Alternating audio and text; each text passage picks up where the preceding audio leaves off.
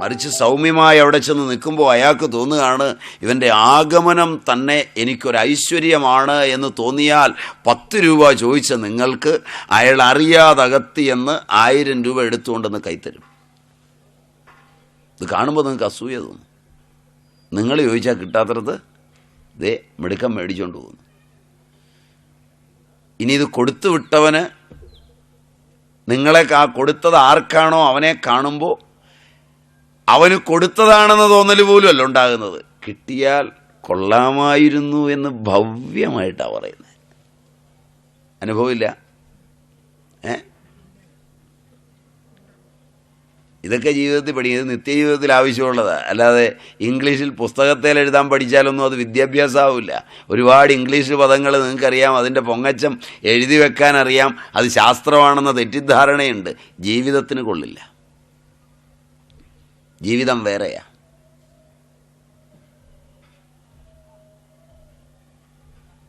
നിങ്ങളുടെ സാമർഥ്യമൊന്നും ദേവതകളുടെ അടുക്കിലേക്ക് എത്തില്ല.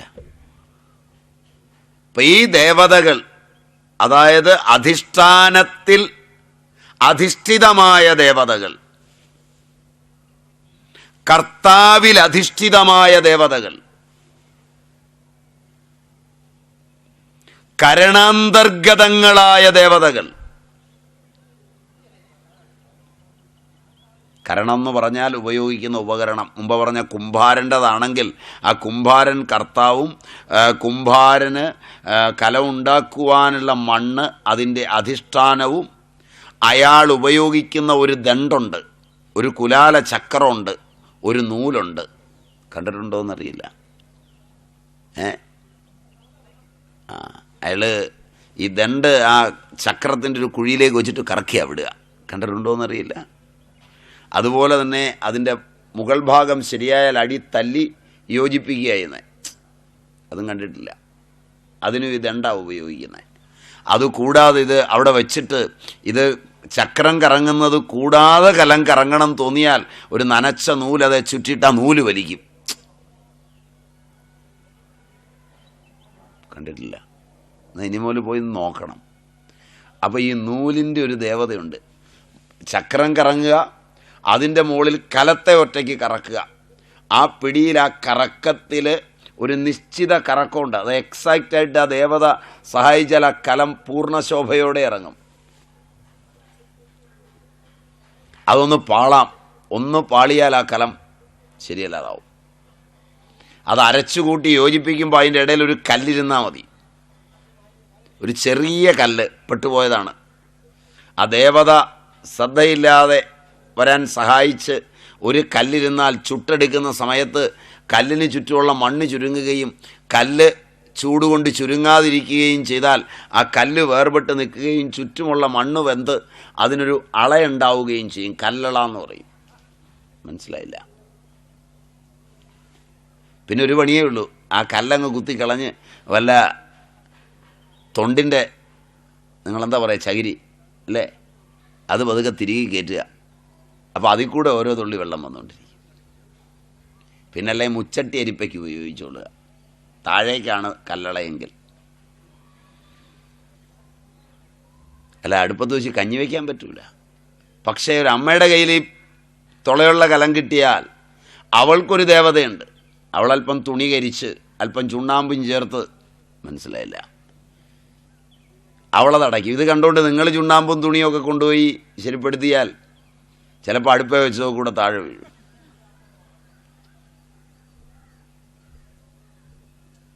അപ്പോൾ ഇതിൽ കരണങ്ങളുടെ ദേവതയുണ്ട്. ഈ ദണ്ടിൻ്റെ, നൂലിൻ്റെ, ചക്രത്തിൻ്റെ ഒക്കെ അതിദേവതകളുണ്ട്. അതൊക്കെ വശത്താകണം. ഇത് വശത്തായവൻ ലാഘവത്തോടെ അനായാസം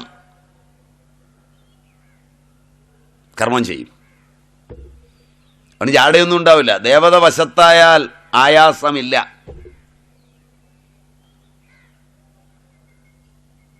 ആളുകൾ വന്ന് എന്തൊരു കഷ്ടപ്പാടാണെന്ന് പറയുമ്പോൾ അവന് ചിരി വരും. അവൻ പറയും ഒരു കഷ്ടപ്പാടുമില്ല. കഷ്ടപ്പാട് വരുന്നത് ദേവത വശത്തല്ലാത്തവർക്കാണ്. അവർ കഷ്ടപ്പെട്ടിട്ട് കാര്യവുമില്ല. മനസ്സിലായില്ല? ദേവത വശത്തായവൻ ഒന്നെറിഞ്ഞാൽ മതി. മനസ്സിലായില്ല? കൊള്ളേണ്ടിടത്ത് കൃത്യം കൊള്ളും. അല്ലാത്തവൻ 100 എറിഞ്ഞാലും കൊള്ളേണ്ടിടത്ത് കൊള്ളുകയില്ല.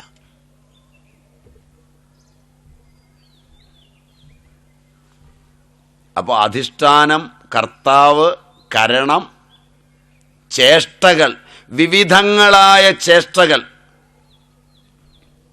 കർമ്മത്തിൽ ആ ദണ്ഡെടുത്ത് കറക്കാൻ ഉപയോഗിക്കുന്ന ഒരു ചേഷ്ടയാണ്. നൂലുകൊണ്ട് കറക്കുന്നത് ഒരു ചേഷ്ടയാണ്. നൂല് നനയ്ക്കുന്നതൊരു ചേഷ്ടയാണ്. അപ്പോൾ ഒരു പിടി ചേഷ്ടകളുണ്ട് എല്ലാ കർമ്മത്തിലും. ആ ചേഷ്ടകളിൽ ചലനാത്മക ദേവതകളാണ് ഉള്ളത്. സ്ഥാനീയ ദേവതകളാണ് അധിഷ്ഠാന ആദിയായവയിലിരിക്കുന്നത്. ആ സ്ഥാനീയ ദേവതകൾ അവിടെ നിന്ന് ചലിക്കാൻ തയ്യാറാകണം. മണ്ണ് ചുട്ടെടുക്കുകയാണെങ്കിൽ മണ്ണ് ചുടുമ്പോൾ ആ ദേവതയ്ക്കൊരു പരിണാമം വരും. അപ്പോൾ സ്ഥാനീയ ദേവതയെ ചലനാത്മക ദേവതയാക്കി പരിണമിപ്പിക്കും. From the potential to kinetic. അങ്ങനെയാണ് നിങ്ങൾ പഠിച്ചിട്ടുണ്ടാവുക അല്ലേ? From static to dynamics, or from dynamic equilibrium to dynamic kinematics. ഇതിലേക്കുള്ള പരിണാമം, ഒരവസ്ഥാന്തരം. ദേവതയ്ക്ക് വരുന്ന ഈ അവസ്ഥാന്തരം അതിശക്തമാണ്. അതിന് ആ ദേവതകളുടെ സമൂഹമുണ്ട്. അതാണ് ജീവിതം. അതിനെ കണ്ടെത്താൻ ശ്രമിച്ച ഭാരതീയ ആചാര്യന്മാരുടെ അന്വേഷണ തപസ്യയുടെ അത്യന്തഭാസുരങ്ങളായ ലോകങ്ങളാണ് സ്തോത്രകൃതികൾ. എല്ലാ സ്തുതികളും.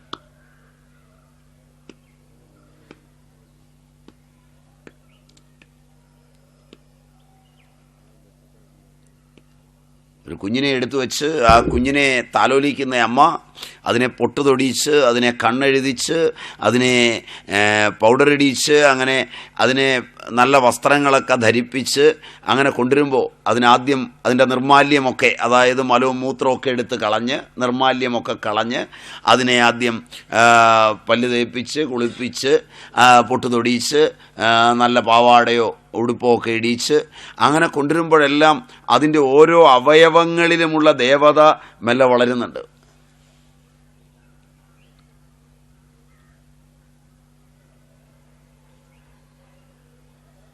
ആ ദേവതയുടെ സമൂഹം ഉണർന്നു വരുമ്പോൾ അവൻ പഠിക്കാനും ഓടാനും ചാടാനും ഒക്കെ മിടുക്കനായി വരും. അല്ലാതെ ശാസിച്ചും ഉപദ്രവിച്ചും ചീത്ത വിളിച്ചും ഒന്നും ദേവതകൾ പ്രസാദിക്കില്ല.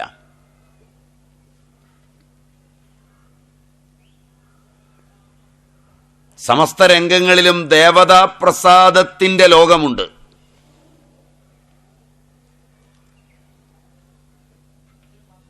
ദേവതകളോ അവ ദൃഷ്ടവും അദൃഷ്ടവുമായ നിഗ്രഹാനുഗ്രഹ ശക്തികളോടെ നിൽക്കുന്നവരുമാണ്.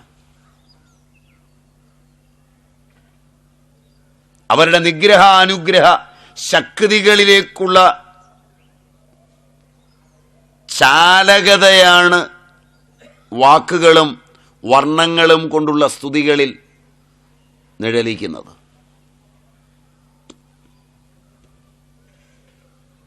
അതുകൊണ്ടാണ് പഴയ ആളുകൾ എഴുന്നേറ്റിരുന്ന് രാവിലെയും വൈകുന്നേരമൊക്കെ സ്തോത്രം സ്തോത്രം എന്ന് ജപിച്ചത്.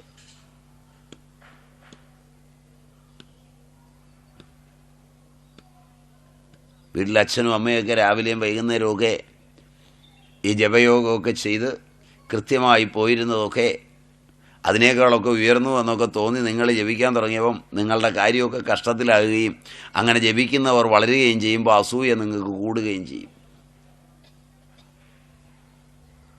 അതൊക്കെ അന്ധവിശ്വാസമാണെന്ന് നിങ്ങളങ്ങ് പറയുകയും ചെയ്യും.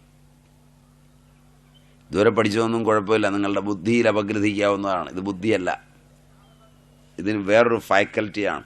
നിങ്ങളുടെ ശരീരത്തെ രണ്ടായി പകുത്താൽ അതിൻ്റെ അർത്ഥഭാഗമായ വിവേചനാബുദ്ധിയുടേതല്ലാത്ത വൈകാരിക തലത്തിൻ്റെ ഉന്മീലനത്തിനുള്ളതാണ് സ്തോത്രങ്ങൾ. വികാര വിചാരങ്ങളുടെ രണ്ട് ശരീരങ്ങളുടെ സന്തത സംയോജനമാണ് ജീവിതം.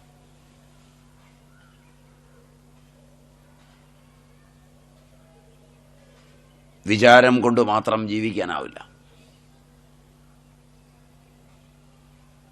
വൈചാരിക തന്തുക്കളെ സമീചീനമായ ആനന്ദത്തിലേക്ക് ഉന്മീലനം ചെയ്തെത്തിക്കുന്നത് അത്രയും സമുജ്വലങ്ങളായ വൈകാരിക തന്തുക്കളാണ്.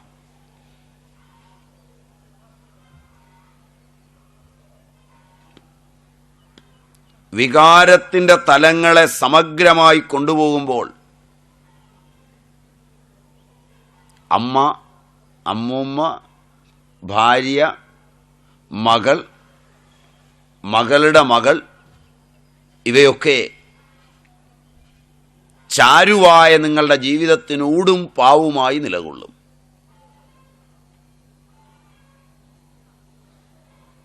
വൈചാരികമായ അപഗ്രഥനങ്ങളിലൂടെ മാത്രം നിങ്ങൾ വളർന്നു പോകുമ്പോൾ ആ ഊടും പാവുമെല്ലാം തകർന്ന് ബന്ധങ്ങൾ ശിഥിലങ്ങളാവും. ആധുനിക ലോകം അതിൻ്റെ വിഷാദത്തിലാണ്.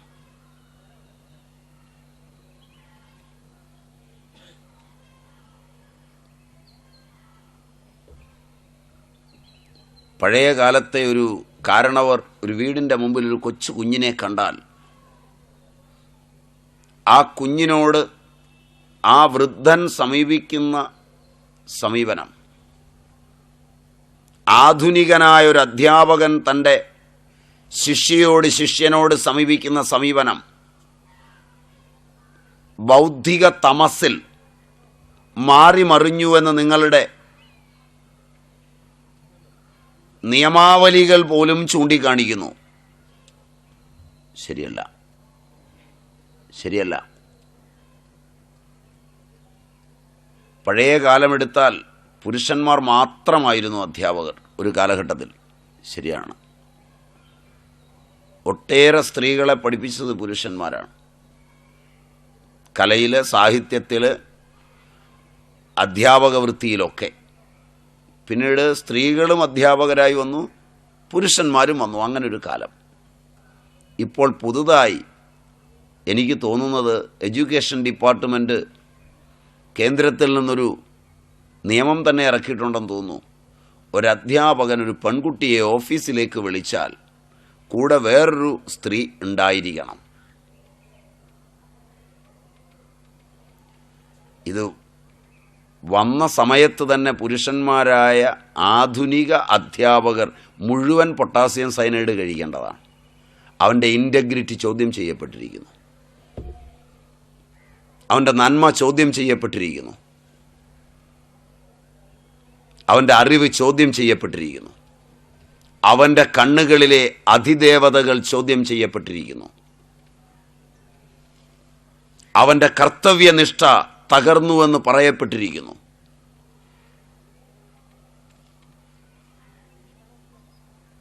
അത് നല്ലതാണെന്ന് അധ്യാപകർ കൂടിയിരുന്നു കൂടി പറയുന്നുവെന്ന് പറഞ്ഞാൽ,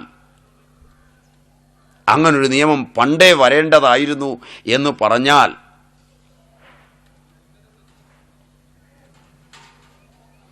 ബാക്കി നിങ്ങൾ ആലോചിച്ചാൽ മതി. ഇങ്ങനൊരു നിയമം വന്നു എന്നുള്ളത് നിങ്ങൾക്കറിയുമോ? അധ്യാപകരിരിപ്പില്ലേ? അധ്യാപകർ ആരെങ്കിലും ഉണ്ടെന്ന് കൈവക്കിയാൽ പ്രസൻറ്റ് തലങ്ങളിൽ അധ്യാപികയാണ്. ഇങ്ങനൊരു നിയമം വന്നോ? അറിയില്ല. റിട്ടയർ ചെയ്തോ? അപ്പോൾ രക്ഷയില്ല. നിലവിൽ അധ്യാപക വൃത്തിയിലുള്ള ആരെങ്കിലും കൈവക്കാത്തത് അധ്യാപകനാണെന്ന് പറയാൻ ലജ്ജ തോന്നിയിട്ടാണ്. അധ്യാപകനല്ലേ? ഇങ്ങനൊരു നിയമം വന്നോ? അധ്യാപകർ പറഞ്ഞില്ല. ദൈവമേ, പത്രത്തിലും വായിച്ചില്ല നിങ്ങളാരും. ഇങ്ങനൊരു നിയമം വന്നു കഴിഞ്ഞു.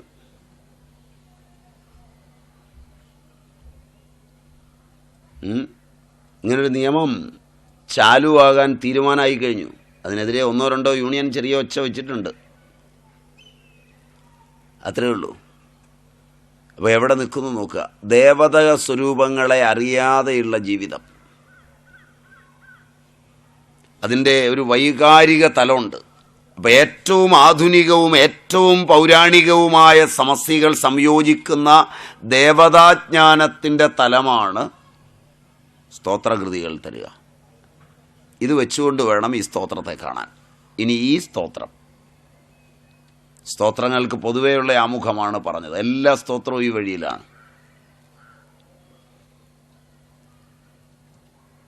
മഹാന്മാരായ ഒട്ടേറെ ആചാര്യന്മാർ സ്തോത്രങ്ങൾ രചിച്ചിട്ടുണ്ട്. ശങ്കരാചാര്യകൃതങ്ങളായ ഒട്ടേറെ സ്തോത്രങ്ങളുണ്ട്, കേട്ടിട്ടുണ്ടാവും.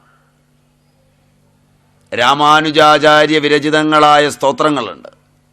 മാധ്വാചാര്യ വിരചിതങ്ങളായ സ്തോത്രങ്ങളുണ്ട്. അവയുടെയൊക്കെ ദാർശനിക തദ്ധ്യയിൽ വ്യത്യാസങ്ങളുണ്ടാവാം. നാരായണ ഗുരു രചിച്ചിട്ടുള്ള ഒട്ടേറെ സ്തോത്രങ്ങളുണ്ട്.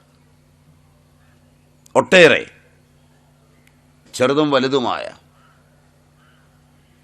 അത് ദ്വൈതവും വിശിഷ്ടാദ്വൈതവും അദ്വൈതവും എല്ലാം കലർന്നിട്ടുള്ളവ വരെയുണ്ട്. ദൈവമേ കാത്തുകൊള്ളുക അങ്ങ് കൈവിടാതിങ്ങു ഞങ്ങളെ. പിന്നെ സ്തോത്രകൃതികൾ ഒട്ടേറെയുണ്ട്. അതിലെന്തുകൊണ്ടും പ്രൗഢമായ ഒരു സ്തോത്രകൃതിയാണ് മഹിഷാസുരമർദിനി. പ്രൗഢകൃതിയാണ്. കൃതിയുടെ പേര് തന്നെ മഹിഷാസുരമർദിനി എന്നാണ്. ഞാൻ പറഞ്ഞുകൊണ്ടിരിക്കുമ്പോൾ ഒരു ചോദ്യം ചോദിച്ചിരുന്നു ഒരാൾ. ഈ ദേവതകൾ കോപിക്കുമ്പോൾ കോപിപ്പിക്കുന്ന ദേവത ഏതാണ്? Am I right? അതിനുത്തരം ഈ സ്തോത്രമാണ്. ഏതൊരു ആസുരീ സമ്പത്തിയാണോ ആസുരഗുണങ്ങളിലൂടെ മനസ്സ് ഭാവാത്മകമായി വളരുന്നത്, 16 ഗുണഭേദങ്ങളിലൂടെയാണ്.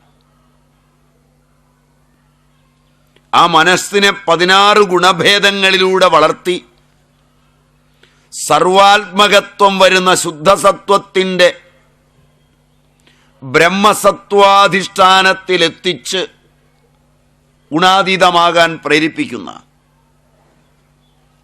ഒരു ലോകമുണ്ട്. അതിന് വിപരീതമായ തലങ്ങളിലേക്ക് നമ്മെ വലിച്ചു കൊണ്ടുപോകുന്ന ആസുരി സമ്പത്തിയെ മുഴുവൻ മർദ്ദിച്ച് നിലകൊള്ളുന്ന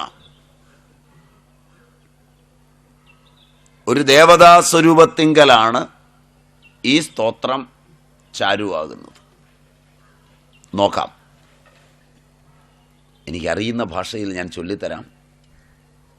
നിർത്തി ഓരോ പദങ്ങളും ഹൃദിസ്ഥിതമാക്കിയിട്ട്, എന്ന് പറഞ്ഞാൽ നല്ലപോലെ ഉള്ളിൽ നിന്ന് അഭാവാത്മകമായി എത്തിയിട്ട് ഒന്നിച്ചു ചൊല്ലുക. അയിഗിരി നന്ദിനി നന്ദിതമേദിനി വിശ്വവിനോദിനി നന്ദിനുതേ ഗിരിവരവിന്ധ്യശിരോധിനി വാസിനി വിഷ്ണുവിലാസിനി ജിഷ്ണുനുതേ ഭഗവതി ഹേശിതി കണ്ഠകുടുംബിനി ഭൂരികുടുംബിനി ഭൂരികൃതേ ജയ ജയ ഹേ മഹിഷാസുരമർദിനി രമ്യകവർദിനി ശൈലസുതേ. ഇത് സ്തോത്രം എന്ന നിലയിൽ സ്തുതിക്കുമ്പോൾ ഈ രൂപത്തോടുകൂടിയ ദേവത സമഷ്ടിയിൽ പ്രത്യക്ഷമാകുന്നു എന്നാണ് സങ്കല്പം. പ്രാചീനൻ വെറുതെ സങ്കല്പിക്കുകയില്ല. പ്രാചീനൻ 2 തരം സൃഷ്ടികളെ വിശ്വസിക്കുന്നു. ഒന്ന് ഈശ്വര സൃഷ്ടി, 2 ജീവസൃഷ്ടി. എപ്പോഴെല്ലാം ജീവസൃഷ്ടി ഈശ്വര സൃഷ്ടിപരമാകുന്നുവോ അപ്പോഴെല്ലാം അവ പൂർണ്ണമാകുന്നു എന്നും അവർ വിശ്വസിക്കുന്നു. അല്പം കൂടി കടന്നാൽ ആ ലോകങ്ങളിലേക്ക് എത്തുമ്പോൾ അണ്ടിയാണോ മൂത്തത് മാവാണോ മൂത്തത് എന്ന് ശങ്കയെ ഇല്ലാതാകുന്നു.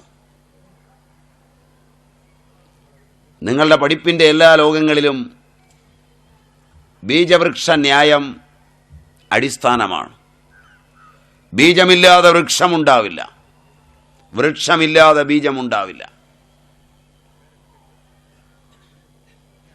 പക്ഷെ ലോകത്തെന്നും ബീജവും വൃക്ഷവും ബീജവൃക്ഷങ്ങളില്ലാതെ ഉണ്ടാകുമെന്ന് പറഞ്ഞവരാണ് ഉന്നതരായ ഈ ആചാര്യന്മാർ. ഭൂമിയിൽ സദാ സർവദാ സമസ്ത ജീവികളും യാതൊരു ആലംബവുമില്ലാതെ സൃഷ്ടിക്കപ്പെടുന്നുണ്ട് എന്നവർ വിശ്വസിക്കുന്നു. അതവർ പർജന്യ സൂക്തത്തിൽ ഒതുക്കി വയ്ക്കുകയും ചെയ്യുന്നു.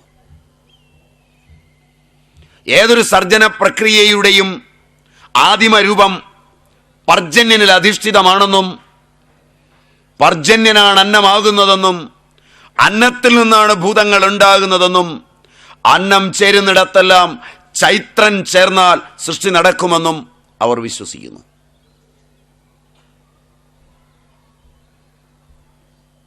പഠിച്ചവർക്ക് വളരെ ബുദ്ധിമുട്ടുണ്ടാക്കുന്ന കാര്യമാണ്.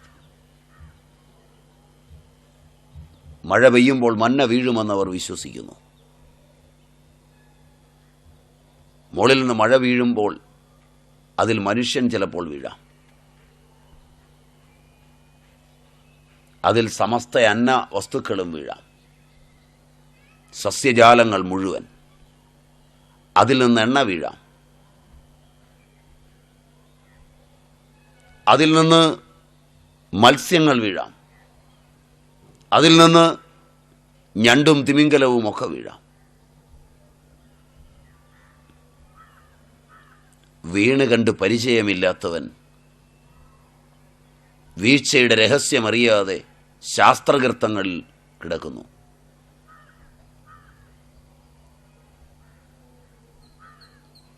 ഞാൻ ആദ്യം തന്നെ ചോദിച്ചു, ഇത് പഠിക്കണമെന്ന്. നിങ്ങളിവിടുന്ന് എഴുന്നേറ്റ് പോകുന്നത് ശാന്തമായിട്ടായിരിക്കുമെന്ന് എനിക്ക് തോന്നുന്നില്ല. വളരെ കൺഫ്യൂസ്ഡ് ആയിട്ടായിരിക്കും. ഏത് ഞാൻ പഠിപ്പിച്ചാലും എന്നെക്കുറിച്ച് പരാതിയുണ്ട്. ഇതിലെ പരാതി വളരെ കൂടും.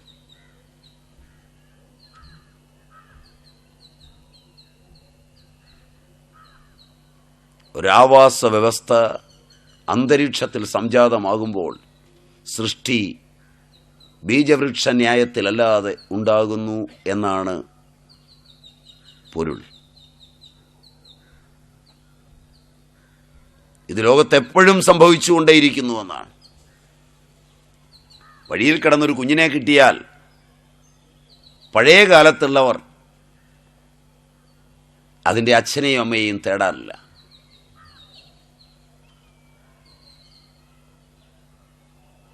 അവർ സമഷ്ടി ശൈവവും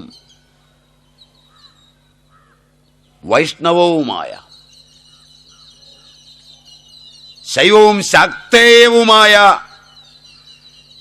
എന്ന് പറഞ്ഞാൽ വീണ്ടും ബീജവൃക്ഷ ന്യായത്തിലേക്ക് പോകും. മനസ്സിലായില്ല. ശൈവവും വൈഷ്ണവവുമായ ശാക്തിക സംയോഗത്തിൽ നിന്ന് സംഭവിക്കുന്നു എന്ന് പറഞ്ഞാൽ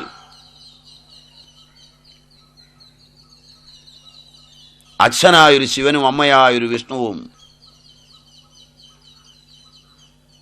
സ്വയംഭൂവിൻ്റെ സങ്കല്പ സാമ്രാജ്യത്തിലെ അധിഷ്ഠാന തത്വമായി അവർ കാണുന്നു.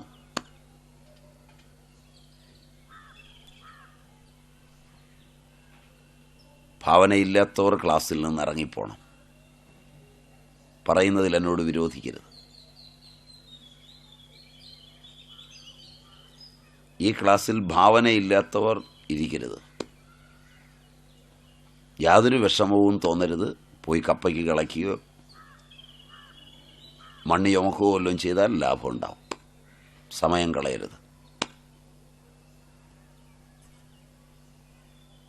ഭാവന ചാരുവാകുന്നവർ മാത്രമേ ഇരിക്കാവൂ. ഇല്ലെങ്കിലുള്ള ഉപ്പുമാവെല്ലാം തിന്ന് നാനാവിധമാവും.